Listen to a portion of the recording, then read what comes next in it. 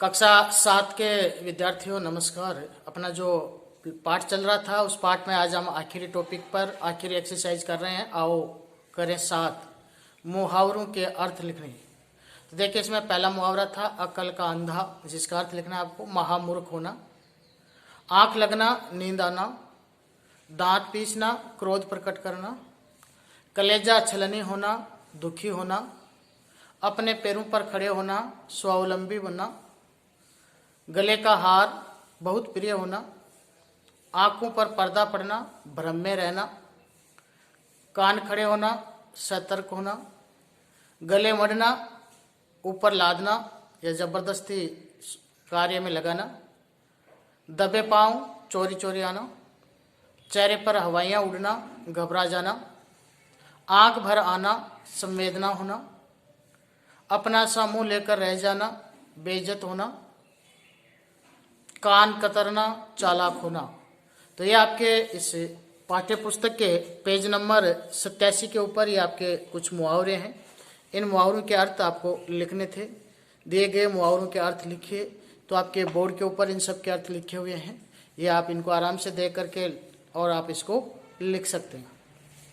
इसके साथ दूसरी जो एक्सरसाइज इसके अंदर है 8, इसके अंदर आपको कुछ मुहावरे बनाने हैं।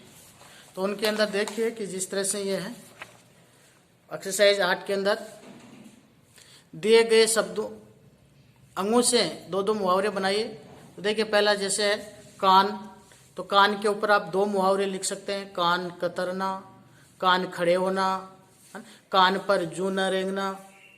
फिर जिस तरह से है कमर, तो इसके भी आप बहुत सारे मुहावरे होते हैं, उनमें से आप कोई दो मुहावरे लिख सकते हैं, कमर कसना, कमर सीधी करना। फिर इसी तरह से जैसे ये है मुंह, मुंह पे भी बहुत सारे मुहावरे होते हैं, उनमें से आपको दो मुहावरे लिखने हैं, जैसे मुंह की खाना परास्त होना और मुंह पर कहना।